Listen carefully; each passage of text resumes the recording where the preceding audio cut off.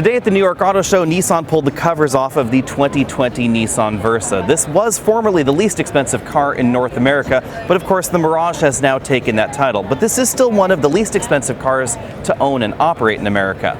The first thing you'll notice about the Versa is this now borrows the same overall look as the Altima and the Maxima, with a strong chrome bar that runs right across there. We have a radar sensor behind that large Nissan logo, and then a corresponding U-shape right here across this side. The previous generation of the Versa sort of looked like a little buck tooth, perhaps. It looked a little bit tall, wasn't quite as wide. But this overall design actually hides that overall same proportion a little bit better than the previous design. So this no longer looks quite so tall and quite so skinny, even though the overall dimensions really haven't changed too much. Speaking of overall proportions, the Versa is still a sedan. This is not available as a hatchback in America. If you want something that's a little bit more hatchback-like, then you could get the related Nissan Kicks. Nissan tells us that the basis of this vehicle and the basis of the Kicks are shared. We get the same sort of styling right here behind the rear door that we see in the Altima and the Maxima. That it has been a little bit controversial, but personally I don't mind it too much. And then of course we get a pretty traditional trunk lid right back here. And the trunk has always been one of the big selling features of the Versa. For a car in this category, this trunk is absolutely huge. Now, we don't know exact dimensions of this cargo area yet, but I expect that you'll still be able to put some of those 22-inch roller bags, the size that you can carry onto a domestic flight, in the upright position, which makes this very, very practical, and probably one of the reasons this is such a popular rental car. The other thing that's nice back here is we actually have a temporary spare tire there under the load floor, and enough room under there to put a full-size spare tire if you want one.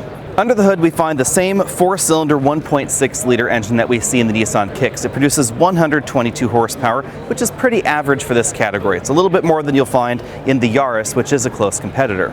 Transmission options for 2020 include a 5-speed manual in the base version, and then most of the trims you'll see on the dealer lots will have continuously variable transmissions. Expect fuel economy to be very high, just like we saw in the last Nissan Versa, likely around 40 miles per gallon in real-world driving.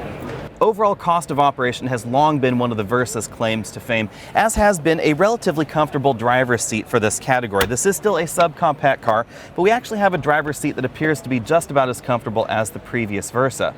Overall interior room appears to be pretty reasonable. This front seat's all the way back in its tracks, and I have a little bit of legroom left. Definitely more generous than we find in some of the other subcompacts out there. Also long been a hallmark of the Versa. But as you can see, if I try and sit upright back here, my head does touch the ceiling. Again, long a hallmark of a subcompact car.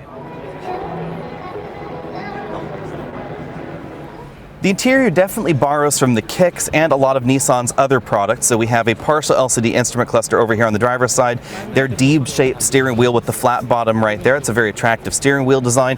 And then actually some soft touch elements on the dashboard. The upper section is still hard, but we actually have a soft touch insert in the trim that we're looking at right here. We have their latest infotainment system, which now features smartphone integration as well.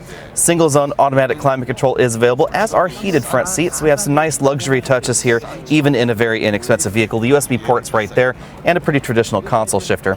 Now, we don't find anything like a fixed center console or anything like that. No armrest in the middle, other than this fold-down fabric one that is attached to the seat. As you'd expect in a subcompact vehicle, there are still a lot of hard plastics going on here. So for instance, we do have hard plastic doors, but we do have a soft touch armrest a little bit further back, and everything definitely is built to be a very inexpensive vehicle. But that's exactly what the Versa's always been about.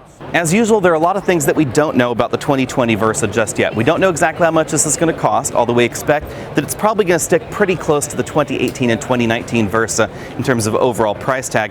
We also don't know exactly when it is going on sale in the US, although we have been told to expect it in the summer of 2019. But you should expect this to be a little bit less expensive than some of the alternatives from Toyota. The Yaris has generally been a little bit more expensive than the Versa. You should also expect this to be one of the most fuel-efficient entries in this segment. The current Versa in real-world driving will easily get around 40 miles per gallon combined. You should also expect slightly better performance because we now get a little bit more power out of that 1.6-liter engine under the hood. As always, be sure and stay tuned for our full review just as soon as we can get our hands on one, and hopefully we will be driving one over the next few months. In the meantime, be sure and hit that subscribe button down there at the bottom of your screen, and of course check us out over at facebook.com/AlexNautos. I'll see you later.